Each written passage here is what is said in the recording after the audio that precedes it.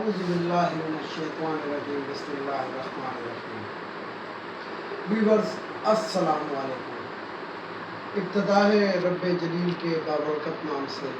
جو دلوں کے حال بہتر جانتا ہے۔ ویورز یہ ایک پروگرام ہماری زندگی میں ہوا کرتا تھا بچپن میں، نیلام گھر تو طارق عزیز صاحب کے الفاظ ہوتے تھے۔ تو آج میں ایک پرانی ان کی ویڈیو دیکھ رہا تھا تو یہ مجھے الفاظ بہت پسند آئے، تو میں نے سوچا کہ ان الفاظ کا چناؤ ابتدا میں بہترین ایک وہ ہے، اس لیے میں نے آج یہاں سے شروع کیا۔ ویورز بات یہ ہے کہ کل سے پاکستان کے اندر بہت ایک وویلا ہوا ہے کہ پیٹرول جو ہے وہ 25 روپے اور 58 پیسے مہنگا ہو۔ تو ویورز بات یہ ہے کہ یہ بذات خود یہ فیصلہ اگر آپ سمجھیں تو یہ مجھے بھی پسند نہیں ہے کہ ایک دم 25 روپے کا اضافہ جو ہے یہ عوام کے ساتھ زیادتی ہے، اور مطلب جسے کہتے ہیں کہ ایک دم 25 روپے کا اضافہ نہیں ہونا چاہیے تھا، اور اگر ہونا بھی چاہیے تھا تو پہلی تاریخ سے ہونا چاہیے تھا، یہ ایک دم نہیں ہونا چاہیے۔ لیکن ویورز یہاں پہ میں ایک عوام کو، اپنے ویورز کو ایک بات بتانا چاہتا ہوں کہ جب پیٹرول 75 روپے کے اوپر آیا ہوا تھا تو صرف پی ایس او کے پیٹرول پمپ پہ پیٹرول مل رہا تھا، باقی پیٹرول پمپوں سے پیٹرول غائب ہو گیا تھا۔ اب آپ اس میں کہیں کہ حکومت نے ان کے خلاف گھٹنے ٹیک دیے یا اس مافیا کے خلاف جو تھے حکومت نے جسے کہتے ہیں کہ بیک لے لیا، تو بات یہ ہے کہ ویورز اب نمبر عوام کا ہے۔ جب 75 روپے کا لیٹر کا پیٹرول جو تھا، جب P S O Pakistan state oil عوام کو دے رہا تھا، تو اب ہماری عوام کا کام ہے کہ جو غیر ملکی پیٹرول پمپس ہیں پاکستان کے اندر، ان کے بہت ہی کوئی اسٹیم مجبوری ہو تو وہ تو پھر تو آپ ڈلوا لیں، لیکن اتنا ڈلوائیں کہ آپ کسی petrol pump P S O کے پیٹرول پمپ پہ پہنچ جائیں، تاکہ یہ جو سرمایہ ہے، جو بڑا ہوا پیسہ ہے 25 روپے، یہ پاکستان میں ہی رہے، یہ باہر نہ جائے۔ تو میری عوام سے، میری ویور سے یہ بھرپور اپیل ہے کہ پیٹرول جب بھی ڈلوائیں پی ایس او کے پمپ سے ڈلوائیں، اور ان غیر ملکیوں کا، یہ ہمارے محتاج ہیں، یہ جو غیر ملکی کمپنیاں ہیں یہ عوام کے محتاج ہیں، یہ یاد رکھیے گا۔ عوام ان کو پیسہ دیتے ہیں تو یہ جسے کہتے ہیں کہ سرمایہ باہر لے کر جاتے ہیں، اور اسی سرمایہ سے کچھ عرصے کے بعد ایک نیا پیٹرول پمپ بھی کھول لیتے ہیں۔ تو ویورز میری آپ سے یہ اپیل ہے، عوام سے میری یہ اپیل ہے کہ جو مجھے سنتے ہیں دیکھتے ہیں، ان سے میری یہ اپیل ہے کہ پیٹرول کے اوپر جو 25 روپے بڑھے ہیں، یہ پی ایس او کے پمپ سے پیٹرول ڈلوایا کریں تاکہ یہ پیسہ پاکستان کے اندر ہی رہے۔ اب ویورز آتے ہیں ایک خبروں کی جانب کہ ہر کوئی بندہ عمران خان سے 2 سال کے اندر ریاست مدینہ کی اپیل کر رہا ہے کہ جی ریاست مدینہ آپ نے کہا تھا، وہ ریاست مدینہ کیا ہے؟ اب بات یہ ہے کہ اس بات کے اوپر میں نون لیگ کے لوگوں کو بڑا اپریشیٹ کروں گا، بہت زیادہ ان کو اپریشیٹ اس لیے کروں گا کہ دیکھیں وہ ابھی تک ایک چیز ثابت ہو گئی، نواز شریف صاحب لندن میں انہی ایون فیلڈز کے اندر رہ رہے ہیں، انہی فلیٹوں میں رہ رہے ہیں جو انہوں نے قرآن پہ حرف دے کے کہا کہ مجھے ان کا نہیں پتا کہ وہ کہاں ہیں اور کس کے ہیں، آج اسی میں رہ رہے ہیں، لیکن پھر بھی نون لیگ کے افراد جو ہیں اس کرپشن کو، اس ہر چیز کو ڈیفینڈ کر رہے ہیں۔ تو آج میری ایک یہ پاکستان تحریک انصاف کے ایک بڑے سرگرم رکن ہیں ہمارے علاقے کے، تو میری ان سے ملاقات ہوئی تو انہوں نے کہا کہ یار نون لیگ والے بڑے زبردست لوگ ہیں کہ وہ اس کرپشن کو، اس چوری کو، اس ڈکیتی کو، اس کک بیک کو اور ان تمام چیزوں کو آج تک ڈیفینڈ کر رہے ہیں، اور ان کو شرم نہیں آتی، ہم تو یہ 25 روپے بھی ڈیفینڈ نہیں کر سکتے۔ تو بات یہ ہے کہ میں نے ان کو یہی کہا، میں نے کہا دیکھیں جی ڈیفینڈ کرنے کی ضرورت آپ کو نہیں ہے، یہ عوام کو اگر سمجھدار ہوئے تو نظر آ جائے گا۔ تو ویورز ریاست مدینہ کی جو بات ہے، تو ریاست مدینہ گھی نقلی ہم بناتے ہیں، مرغیوں کی چربیاں نکال کے، بھینسوں کی چربیاں نکال کے ہم نقلی بناسپتی گھی بناتے ہیں۔ ریاست مدینہ ہم عمران خان سے مانگتے ہیں۔ مسالوں میں ملاوٹ ہم کرتے ہیں، ریاست مدینہ ہم عمران خان سے مانگتے ہیں۔ پیٹرول غائب ہم کرتے ہیں پیٹرول پمپوں سے، ریاست مدینہ ہم عمران خان سے مانگتے ہیں۔ آٹا چینی ہم غائب کرتے ہیں، ذخیرہ اندوزی کرتے ہیں، ریاست مدینہ ہم عمران خان سے مانتے ہیں۔ اچھا، اب اس کے اندر مزید آگے چلتے ہیں۔ کپڑا، انڈر گارمنٹس، ہر چیز مہنگی ہم کرتے ہیں کہ جناب ڈالر اوپر جا رہا ہے تو اس لیے ہم نے اس کو مہنگا کر دیا، لیکن ریاست مدینہ کے طلبگار ہم عمران خان ہیں۔ تو ویورز بات یہ ہے گی کہ کوئی ایک شخص جو ہوتا ہے وہ اس چیز کو سیدھا نہیں کر سکتا جب تک آپ لوگ خود اس چیز کو سیدھا نہیں کریں گے۔ یعنی کہ ویورز یہ دیکھیں کہ یہ جو ہمارے کاروباری حضرات تھے انہوں نے رونا پیٹنا شروع کر دیا تھا کہ او جی ہم مر گئے، ہم بھوکے مر گئے، ہمارے بچے بھوکے مر گئے، یہ ہو گیا وہ ہو گیا، کاروبار کھولو کاروبار کھولو۔ اور ویورز آپ اس سے اندازہ لگائیں کہ رمضان سے اب تک صرف اس کاروبار کھلنے کی وجہ سے کرونا کی اموات میں اور کرونا کے مریضوں میں کس طرح اضافہ ہوا، اور خاص طور پہ رمضان کے مہینے کو میں اس لیے کہتا رہتا ہوں اپنی پچھلی ویڈیوز میں کہ جو سب سے زیادہ اضافہ ہوا ہے وہ رمضان کے اس میں ہوا۔ اب ان کا وتیرہ کیا انہوں نے بنا لیا تھا، یہ جو ہمارے کاروباری حضرات تھے، دکاندار حضرات تھے، یہ دکان بند کر کے باہر بیٹھے ہوتے تھے، اور جب گاہک آتا تھا ذرا سا شٹر کھولا اور گاہک کو اندر کر دیا۔ اگر کوئی کہتا ہے کہ نہیں جی یہ نہیں ہوا تو وہ میرے پاس آئے، میرے پاس اس کی ویڈیوز موجود ہیں، میرے پاس ان کے ثبوت موجود ہیں، میرے پاس ایسے لوگ موجود ہیں جو یہ منہ سے کہیں گے کہ ہاں جی ہم نے ایسے کیا۔ تو یہ تو ہوگی بات ویورز ریاست مدینہ کی۔ تو ریاست مدینہ کے اندر یہ چیزیں عوام کو خود بھی سوچنی چاہیے۔ اسلام آباد کے اندر 2-3 دن پہلے ایک مندر کی سنگ بنیاد رکھ دیا، تو اس سے اسلام بہت سنگین خطرے میں آ چکا ہے۔ اسلام آباد میں جو اسلام ہے وہ سنگین خطرے میں آ چکا ہے۔ ویورز آپ اس چیز سے اندازہ لگائیں، سب سے پہلے تو میں آپ کو یہ بتا دوں کہ یہ جو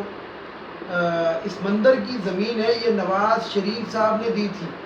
اور اس کا سنگ بنیاد بھی ان کے دور میں رکھ دیا گیا تھا، اور پھر اس کے بعد ان کی حکومت ڈوماڈول ہو گئی اور یہ ہو گیا، وہ شاہد خاقانہ بازی آ گئی، اس لیے بات دب گئی۔ لیکن ایک چیز جب ایک بندے سے آپ نے وعدہ کر لیا تو دینی پڑتی ہے۔ امریکہ میں ہماری مسجد بن سکتی ہے، رشیا میں ہماری مسجدیں بن سکتی ہیں، نیوزی لینڈ میں ہماری مسلمانوں کی مسجدیں بن، بلکہ پوری دنیا میں ہر غیر مسلم اور عیسائی، یہودی اور جو بھی دنیا کے مذہب کا تعلق ہے، مذاہب ہیں، ان ملکوں میں جب ہماری مسجد بن سکتی ہے تو اسلام آباد میں ایک مندر کا جہاں تک سوال ہے تو بات یہ ہے کہ دنیا کی دوسری بڑی مسجد اسلام آباد میں موجود ہے، شاہ فیصل مسجد جس کو کہتے ہیں، لیکن اس میں ویورز نمازیوں کی جو تعداد ہوتی ہے وہ کبھی آپ جا کے دیکھ لیں وہ 2 صفحے بھی پوری نہیں ہوتی۔ اس وقت اسلام خطرے میں نہیں آتا، اس وقت جب لیڈیز کو لے کے اس شاہ فیصل مسجد کو مسجد کے بجائے پکنک پوائنٹ بنایا ہوا تھا، جہاں پہ جسے کہتے ہیں ملاقاتیں فکس ہوتی ہیں، جدھر جسے کہتے ہیں کہ وہاں پہ ملن چوک اور دوستی چوک، اس قسم کے نام اس جگہوں کے پڑ چکے ہیں، تو اس وقت اسلام خطرے میں نہیں آتا۔ لیکن ایک ہندو مذہب کے جو پاکستانی لوگ ہیں اگر ان کی عبادت گاہ کا افتتاح کر دیا جائے تو اسلام خطرے میں آتا ہے۔ تو بات یہ ہے کہ یہ دقیانوسی خیالات ہیں۔ اسلام جو ہوتا ہے، اسلام جو ہے وہ دل میں ہے، جو مسلمان ہے اس کے دل میں، اور اس کے دل سے اسلام کی محبت کوئی نہیں نکال سکتا۔ تو یہ کسی کی غلط فہمی ہوگی کہ ایک مندر بن جانے سے، دیکھیں ویورز میں آپ کو ایک بات بتاؤں کہ میں نے کچھ دنیا کے ملکوں کے آپ کے سامنے نام لیے، ان ملکوں کے اندر مسجدیں موجود ہیں، اور پوری دنیا کے اندر اسلامی ممالک کی تعداد تو 65 ہے، اور دنیا کے اندر جو ممالک ہیں گے وہ 200 سے زیادہ ہیں، یعنی کہ 278 کے قریب دنیا کے ممالک ہیں۔ کون سا ایسا ملک ہے دنیا کے اندر، کون سا ایسا ملک ہے جس میں مسجد نہیں ہے؟ کوئی اگر جو دنیا کا سب سے چھوٹا ملک ہے جس کی آبادی ٹوٹل 35 افراد ہے، وہ ایک پل کے اوپر وہ ملک بنا ہوا ہے، تو شاید ادھر تو مسجد نہ ہو۔ ادروائز دنیا کا کوئی ایسا کونا نہیں ہے جہاں سے اللہ اکبر کی صدا بلند نہ ہوتی۔ تو ویورز یہ یاد رکھیں کہ اسلام کسی صورت میں اور کسی حال میں بھی خطرے میں نہیں، نہ کبھی ہو سکتا ہے نہ کبھی رہ سکتا ہے۔ تو ویورز یہ بات میں نے آپ کو بتانی تھی کہ ایک مندر بننے سے ہم پہ کوئی فرق نہیں پڑتا، اس لیے کہ وہ ہمارا دارالحکومت ہے۔ اس دارالحکومت کے اندر مختلف مذاہب کے لوگ سفارت خانے ان کے موجود ہیں، جب وہاں پہ چرچ موجود ہے، جب وہاں پہ مسجد موجود ہے، تو وہاں پہ اگر ایک مندر بھی بن جائے تو اس کے اندر کوئی حرج نہیں ہے۔ اگر انڈیا کے دلی کے اندر سب سے بڑی مسجد جو جس طرح کی لاہور میں بادشاہی مسجد ہے، اسی طریقے سے سیم ایک اسی طرح کی مسجد سیم اسی طرح کی دلی میں بھی موجود ہے، تو اگر ہندوستان میں کے دارالحکومت میں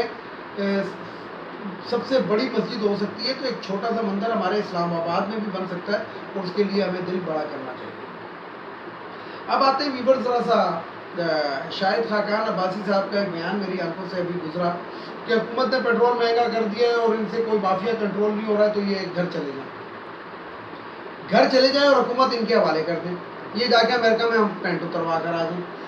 اس لیے ان کے حوالے حکومت کر دی جائے کہ یہ امریکہ جائیں اور دوبارہ پینٹ اتروائیں، اور دنیا کے اخباروں میں آئے کہ پاکستانی وزیر اعظم کی پینٹ اتاری جا رہی ہے، صرف یہ اس لیے حکومت چاہتی ہے۔ دوسری بات یہ کہ خواجہ آصف صاحب انہوں نے ایک شعر کیا ہے قائد اعظم کے بارے میں وہ الفاظ دہرانا نہیں چاہتا کہ قائد اعظم محمد علی جناح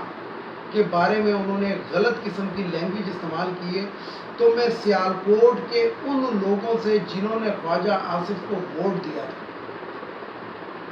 میں ان سے یہ اپیل کرتا ہوں اور میں ان کو یہ آئینہ دکھاتا ہوں کہ جو شخص قائد اعظم محمد علی جناح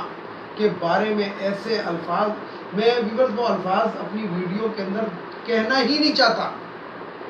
تو اس شخص کے اوپر، اس لعنتی کردار کے اوپر جس کا الیکشن سے پہلے منہ لوگوں نے کالا کیا تھا لیکن پھر بھی آپ نے ان کو منتخب کیا، تو خدا کے لیے اس چیز کو ضرور دیکھیں۔ میں یہ نہیں کہتا کہ آپ اس کو منتخب نہ کریں، اس کو ووٹ نہ دیں، نہیں، یہ میرا کام نہیں ہے، لیکن آپ خدا کے لیے ایک حق کو اور سچ کو اور ایک اس کو ضرور پہچانیں۔ اور یہ وہ شخص ہے، ایک بات میں اور آپ کو بتا دوں کہ شاہد مقصود صاحب ایک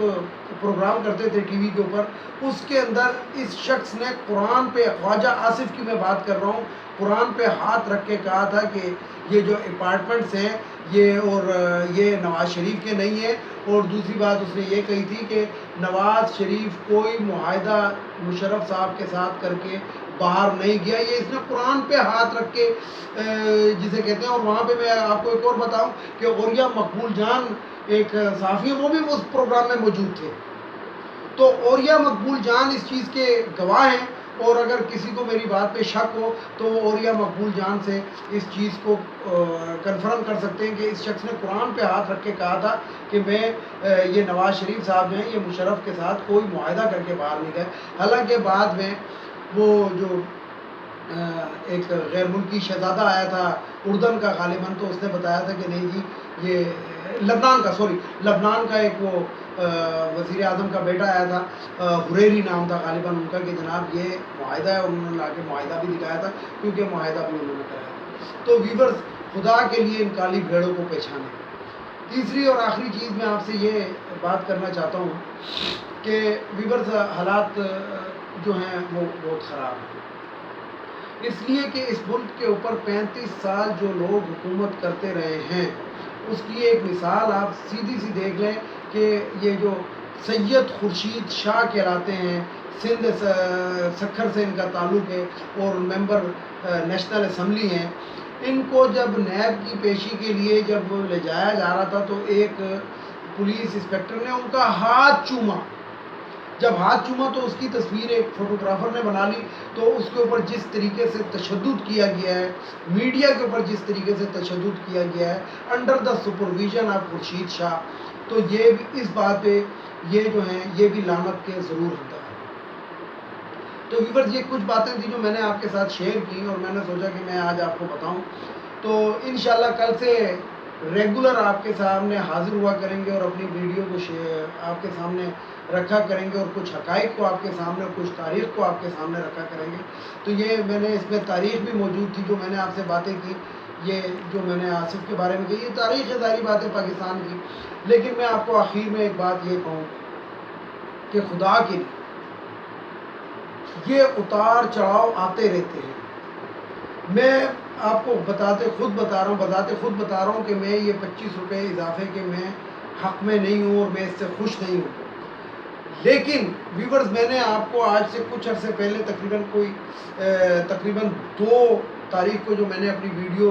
وائرل کی تھی، اس کے اندر میں نے ایک بات کہی تھی کہ یہ پیٹرول اور ڈیزل پاکستان میں اتنا سستا ہے اور ہمارے پڑوسی ملکوں میں اتنا مہنگا ہے، تو یہ وہاں پہ اسمگل ہو رہا ہے، یعنی کہ منگاتے ہم ہیں لیکن وہ اسمگل ہو کے انڈیا اور افغانستان چلا جاتا ہے، کیونکہ انڈیا کے اندر پاکستانی 166 روپے لیٹر ہے اور افغانستان کے اندر پاکستانی تقریباً 200 روپے لیٹر ہے۔ تو یہ جو ہے یہ ایک مافیا ہے، اور یہ مافیا جو ہے یہ اتنے آرام سے قابو نہیں آئے گا۔ یہ جو ہماری حکومت ہے یہ کمزور ایک حکومت ہے، کیونکہ ان کے پاس 1/3 میجورٹی نہیں ہے۔ لیکن یہ ہے گا کہ یہ جو موجودہ حکومت کے پاس جتنی بھی طاقت ہے اس کے بلبوتے پہ انہوں نے مافیا ہمارے سامنے جو ہیں وہ ضرور، جسے کہتے ہیں کہ ہمارے سامنے لے آئے کہ دیکھو ہماری ٹکر ان لوگوں سے، یعنی کہ بے نقاب کر دیا۔ ویڈیو کو لائک کریں، شیئر کریں، سبسکرائب کریں اور بیل آئیکن کے بٹن کو ضرور دبائیں۔ آخر میں پاکستانی عوام، ویور، عالم اسلام، تمام مسلمان بھائی اور جو مسلمان نہیں ہیں ان کو بھی اللہ حافظ، اور آخر میں وہی نعرہ پاکستان زندہ باد، پاک فوج پائندہ۔